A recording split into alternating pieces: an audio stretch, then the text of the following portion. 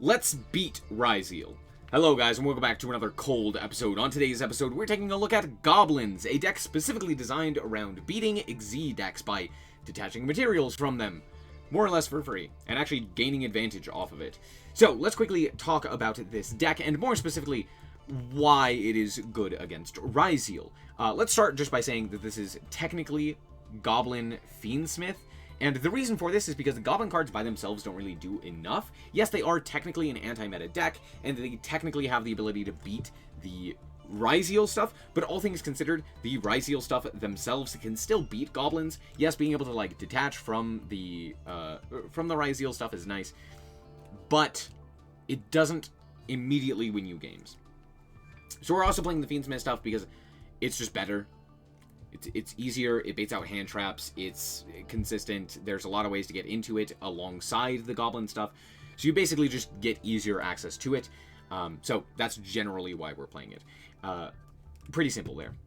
Now, the reason we're playing this against Ryzeal is pretty simple, but all of the Goblin, not all of the Goblin cards, a lot of the Goblin cards have an effect that allow you to detach a material from an Xyz monster on either field. Now, they don't detach for cost, so you can't just, like, detach a guy and then do a thing. You still have to, like, detach as effect, but due to the nature of the way that these cards work, it basically just forces the opponent to lose advantage, right? So if they were to activate, like, a cross on this, that would be disadvantageous for them. If they were to activate, like, a detonator in order to, like, pop a card or something else along those lines, then they would potentially lose additional materials. So that's generally the purpose behind this. On top of that, they also have the big Gabonga, which is very useful, because if a material is detached from a monster on the field, you could just attach a face-up monster on the field to this card, which is, again, very solid and a very nice way to deal with something like a detonator. So you can just summon the big Gabonga and then immediately out the guy. On top of that, you also have the Crazy Beast, which also can detach materials at quick effect speed to target a spell trap on the field and attach it to this card, which again, very nice to deal with, like cross and what have you, which would also trigger the big Gabonga to then deal with something else. Again, very useful, very solid. So, generally speaking, a pretty nice matchup into Ryzeal. So, let's quickly do the card by card and the explanations. First of all, it is a rank 3 deck, so we are playing the Terror Top as well as the Takatomborg. So, 3 Terror Top, 1 Takatomborg. We're also playing, of course, a lot of Goblins. As for the Goblins, we're playing 3 Dug Charger and then 1 apiece of Clatter Sploder, Boom Mock, and Mean Merciless. Dug Charger searches the spell traps, which are all very solid and allow you to do additional things. On top of that, it can detach in order to special summon itself, and has the ability on normal or special to search that spell trap. Very useful. Clatter Sploder and, Clatter Sploder and Mean Merciless can summon from grave and hand respectively. On top of that, they have additional effects where Mean Merciless can, during the main phase, if it's in the grave, detach a material in order to special summon it, but banish it when it leaves the field. And in Clatter Sploder, during the opponent's main phase, if this card is in the grave, you could do the same thing. So that's pretty nice as well. And then Boom Mock is literally just a detach in order to special summon this guy. That's it. He just detaches from hand or grave in order to special summon. So there's that. However, you cannot special summon it until the end of the next turn, so you can basically only use it once per turn. Once every other turn, similar to Mirror Jade. And then we also have Goblin Bikers Gone Wild. We're playing 2 of this because it is very searchable and it's very easy to gain access to. So there's that. And what it says is if you control no monsters or all monsters you control are Goblin monsters, you can normal summon this card without attributing. This is generally what you want to be normal summoning, so you can use like Terror Top to go into the Gabonga, and then Gabonga on summon searches out a Goblin monster, so you can add the Gone Wild, which then you can normal summon it, and on normal or special, you can special summon a level 4 or lower Goblin from your deck. This is very nice, because generally what you want to do is go Gabonga summon out, or search out the Gone Wild, normal summon out Dug Charger, search out the continuous spell, modulate the levels, and then go into Crazy Beast. This would then allow you to go in, to have more or less the full combo for your Goblins. So you have the Gabonga as well as the Crazy Beast. And Crazy Beast, because of the continuous spell, can detach at any time, basically, to just attach a spell trap on the field to it, which means you can even detach in order to go into, or like attaching the Grand Bash, which also gives you an extra normal stun of your Goblin monsters, which is nice. But the Crazy Beast would then detach, triggering the Gabonga to attach an additional face-up card, or face-up monster. So that's pretty solid. As for the rest of the cards, it is the 3 Goblin entrant, or Goblin Grand Entrance, which allows you to add a Goblin monster, and then also you can detach a material in order to special summon a Goblin from hand, and you can banish it from grave to detach it, detaching a material from a monster on field, and then you can add a Goblin from grave to your hand. So that's pretty solid as well. Being able to detach multiple cards is very solid. We also have the 3 Grand Breakout, which tributes a monster to special summon a Goblin from a deck. Again, very solid. It means that also the Fiendsmith stuff alongside Grand Breakout can pivot very easily into this, while still giving you additional access to whatever you wanted to do with the Fiendsmith stuff. So that's pretty solid. And then on top of that, when a monster declares an attack, you can banish the card from your grave to detach any number of materials from Goblin XZ monsters you control, and then all monsters lose attack equal to, or sorry, lose 1,000 attack for each material detached until the end of this turn. This, it doesn't really come up. It's mostly used for the first effect because it tributes for cost. It means that you can dodge things like Imperm or Veiler or other such targeted effect negation, which is again fairly solid. And then, of course, we're playing the Grand Bash, which we already mentioned. As for the Fiendsmith stuff, it's pretty simple as well. We're playing basically the full package -1 Tract. So we're playing the 1 Lurie, the 2 Engraver, the 1 Crimson Tears, the 2 Tract, and the 1 Paradise. And that's pretty much it. As for the rest of the cards, we are playing a lot of hand traps and or non-engine. We're playing the 3 Droll, 2 Maxi, 3 Ash Blossom, 2 Called By, 2 Nibiru, and 2 Imperm. And that is it. As for the extra deck, it's pretty simple as well. We're playing 1 Fiendsmith Lacrima, 1 Necroquip. Necroquip is very important in this deck due to the fact that it doesn't require you to go into sequence in order to then go into a Wave King, which is again, fairly solid. And on top of that, it allows you to use the like Engraver in order to go into a Wave King as well, which is fairly solid. So that there's a bunch of reasons to play this one in this deck in particular. As for the Link monsters, we're playing the 1 Requiem, the 1 SP, the 1 Moon. We're playing Sequence. We're also playing Agnum Day. Agnum Day is just fairly decent in this. Oh, I forgot to mention we're also playing Desiree. And then, of course, the 1 Apo. The Xyzs are pretty simple as well. We're not actually playing a whole bunch of Xyz monsters that you might expect us to be playing. And the simple reason for this is because, honestly, most of the time it's better just to go into the Fiendsmith stuff.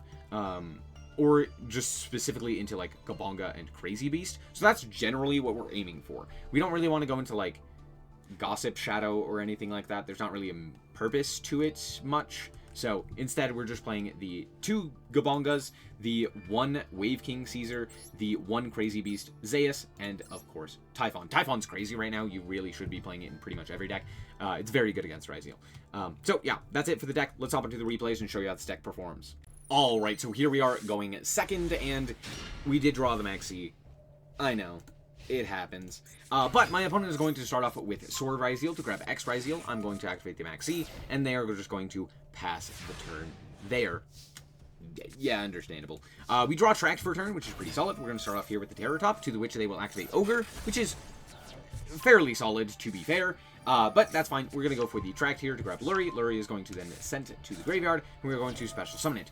We're going to activate the effect here in order to go into the Requiem, and then we're going to activate the Requiem effect and summon out the Lacrima. Lacrima is going to be Impermed. I really don't like this Imperm, because I just don't like it. However, to be fair, I misplay horribly here because of what I decide to do next. I go for the Requiem here, and I make Necroquip.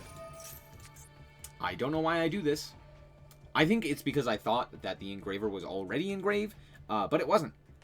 So that was just dumb of me. That was just silly. However, it gets worse because instead of searching the summon effect, what is it? The tribute one, Grand Breakout. No, yes, Grand Breakout. Instead of grabbing the quick play Grand Breakout in order to tribute the Necroquip in order to then summon out a guy, I decided to grab Grand Entrance for some reason. So big misplays on my part here.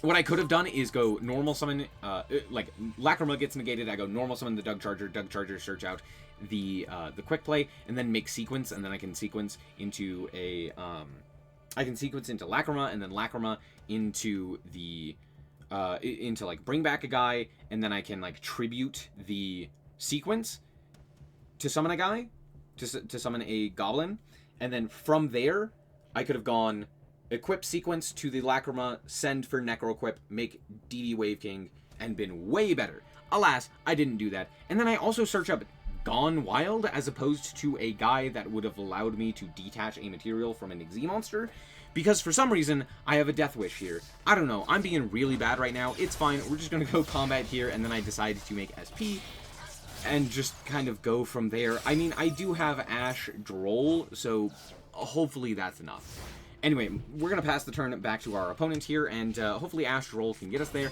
My opponent is going to go for the Ext and Aggregator. I'm going to banish the Ext, obviously, and they're going to go into the Sword Ryzeal. That's fine, I'm going to activate the Droll here, and I'm also going to go for the Lacrima in order to summon out the Requiem. I don't actually activate the effect of Requiem, and the reason for this is because I want to play around Imperm, so that we still have the ability to, like, send the guy for sure. Anyway, they go Ice, that's fine. I'm going to summon out the Lacrima, they're going to go Star, I'm going to go Lacrima. Lacrima is going to send to the graveyard the Fiendsmith in Paradise. They're going to go Cross here and then make Detonator. Detonator's kind of annoying, but it's not the end of the world because we get to go Paradise here. We're going to activate the effect in order to send the Desiree. Then we are going to activate the Desiree, shuffling back the Lurie, targeting the Detonator. They're going to go Detonator to pop a card, and they're also going to use Cross to keep the Detonator on field. Again, it could have been better for me, but now at least Gone Wild allows us to normal summon. Oh, except for the fact that that is, in fact, not very good. It's fine, we're saved, I drew Engraver. We're going to activate the Engraver immediately here, we're going to grab up the Tract, we're going to go Tract here, we're going to grab up the Lurie, we're going to pitch the Lurie to the graveyard, and then we are going to summon back that Lurie. Now they could, like, Cross here, but that's pretty bad. However, I'm stupid and forgot that this card, in fact, it does have a graveyard effect. So I could have done this before activating anything else. I literally had just forgotten that this card was in grave. And that it had a graveyard effect. But mostly it was that I had forgotten that it was in grave. So yeah, I just detached the material, and then I go, oh, cool, now I just get to do whatever I want. So that's cool. Anyway, we're just going to go sequence now, and at this point the game is pretty much over. We're going to shuffle back 2 in order to go into the Lacrima, specifically shuffling back the Desiree. We go into the Engraver here, and then we're going to equip here, and they're actually lower on life points than they probably should be, so I actually just get to go combat here and kill them with the effect of the with the Lacrima. So, cool, we're going to link off and then just activate the effect of the Lacrima and shuffle back the card and burn for 12. That could have been better, for sure. Alright, now what do we do going first? Once again, we did draw the Max Seed. Let's see if it actually does anything this game. But let's see what we can start off here. We're going to go for the Grand Breakout, which will be Grand Entrance, which will be Ash. Understandable. That's okay, because we do get to go into the Lacrima. So we're going to normal summon the Lacrima here, which will probably be Meet an Imperm, which is not a choice I would have made, but that's okay, because now we get to go Requiem. We're going to activate the effect of the Requiem. We're going to special summon out the Engraver. Engraver is going to be equipped here, and then we are going to go into Necroequip. This is why Necroequip is very nice. If your Lacrima does get interrupted, which generally it isn't, but if it does end up getting interrupted in some capacity, you still have the ability to go, like, Engraver off of Requiem in order to then equip and Necroequip, and then you can go Engraver in order to at least end on something. Which happens to be the Wave King Caesar. Wave King Caesar is extremely powerful. So we're going to pass it back the turn to our opponent, and let's see what they can accomplish here. They're going to go for the 7th Tachyon here. They're going to grab up the Ext, and I'm like, that's A-okay, because we do have Lakuga Racha. Once again, however, this game is actually a little bit more interesting than you might anticipate, even under the Maxi. Does the Maxi absolutely carry us here? Yes, for sure. But stick with me. My opponent is going to go and actually play under the Maxi, which is kind of interesting. They're going to grab up the sword here, and then they go into Duo Drive. Notably, they didn't send Aggregator off of Ext, which is a choice, because they could have immediately negated the Wave King and then just, like, walked over it with Detonator. So I don't know why we elected to play as heavily into Maxi as we did, while not going for the Aggregator. Alas, not that big of a deal. So they're going to go for the Duo Drive here. They're going to detach 2 in order to grab up Cross. I'm like, that's A-okay. Then they're going to activate the Cross, but that's fine. We did end up having the Boom Mock in hand anyway, so we're going to just Boom Mock here to detach the material. So at the very least, if we do draw a Nibiru or something else along those lines, we can still activate it. They're going to shuffle back 2, and now they actually do go into Detonator here, and they're going to activate the effect of the Detonator in order to attach, and at this point they get to walk over our DD Wave King here, as well as our other guy. So the field is clear, and they have 1 additional set card. Now, I do have a lot of cards in hand, and Nibiru for turn. Yes, of course. But that's fine. We're going to go for the Takatomborg here, and then our opponent will reveal the Plasma Hole. That's not great for me. But that's okay. They're going to go for the Ash Blossom here, and I'm like, okay, I'm going to call it by. At this point, the game is pretty much over because we do get to detach from the Detonator, and, like, I mean, we are playing Goblins, so we do have a lot of ways to just, like, not care about the Ryzeal stuff. So we detach there, and then we get to go for the Dug Charger. They're going to attempt to pop. That's fine, because they also have to negate the Dug Charger, but that's fine. We're just going to normal summon the Merciless, which then allows us to special summon the Dug Charger anyway, and at this point the game is over. They use up all of their materials, and we get to go for the Big Gabonga. So activate the Big Gabonga, grab up the Gone Wild, we get a then extra normal summon here. We go for the Gone Wild. Gone Wild is going to summon the Dug Charger. We get to modulate the attack and the levels, go into the Goblin Crazy Beast, attach the field spell, and then also attach their Detonator, and then they just lose the game. So, yay, Maxi. Alright, here we are going second. Let's see what we can accomplish here. My opponent's going to start off here with the Terror Top. That's A-okay. They're going to grab the Takatomborg here, and I'm going to activate the Droll. Sure, let's see what my opponent is going for. They're gonna go for the MX Saber Invoker, and I'm like, sure, yeah, that's fine. Out comes the, I'm sorry, hold on. What? Oh, I sold, sure. They also went Heroic Challenger Morningstar. Now, if you don't know what this card does, all it does is it adds a Reborn spell for the Heroic Challenger, which is just an additional guy. Now they're going to activate the Isold effect. I'm going to promptly negate that. Sure, you can have your cards engraved, that's fine. I don't want you special summoning a guy.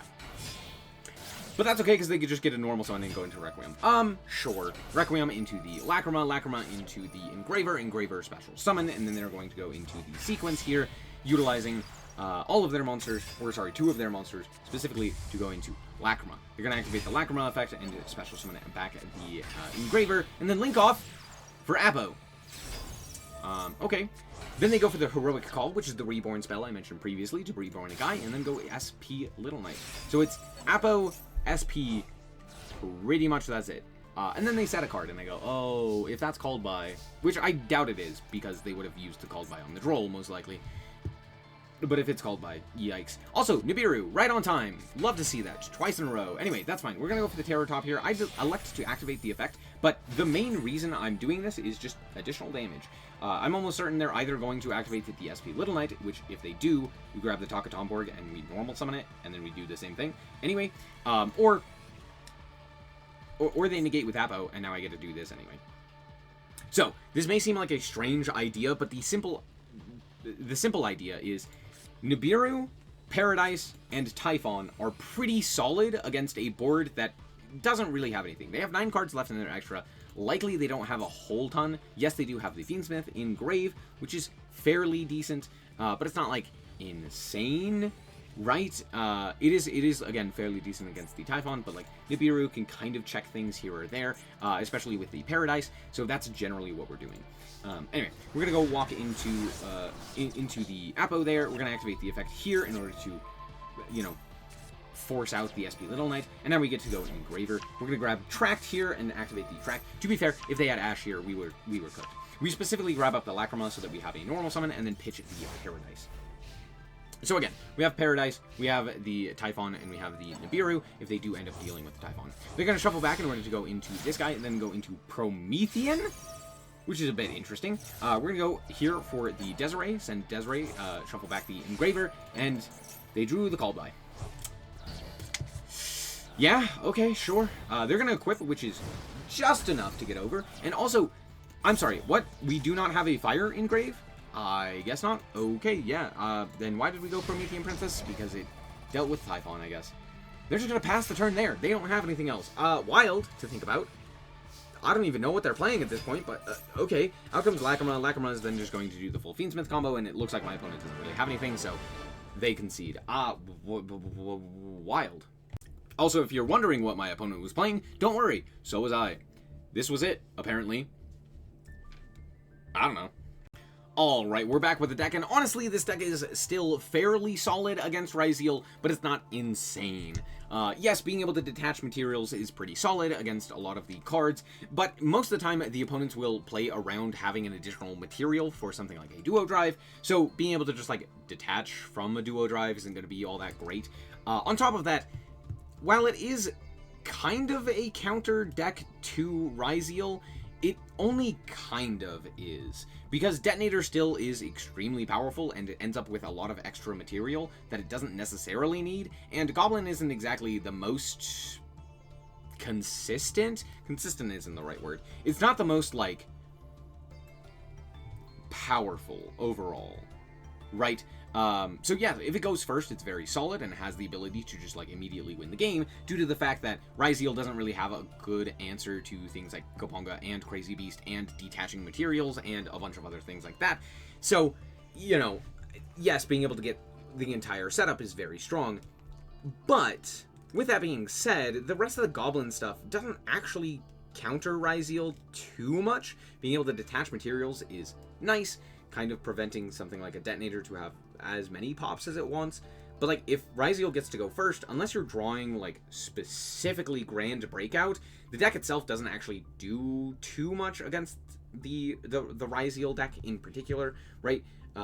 Because oftentimes you're not necessarily losing to the Detonator on field as much as you are losing to the 1 to 2 hand traps in hand, paired alongside things like the Plasma Hole or the Plugin or the Detonator or Cross or something else along those lines, right? So most of the time it's not actually just that you're losing to Detonator, but it's the combination of a whole bunch of things. So yes, being able to detach the materials and being able to, like, remove those from the field is nice, but I don't necessarily think that this is the answer to the metagame. But that's going to be it for today's episode. Thank you guys so much for watching. I hope that you guys did indeed enjoy it. If you did, I like it very much, so appreciated it. And remember to always stay frosty. Bye-bye.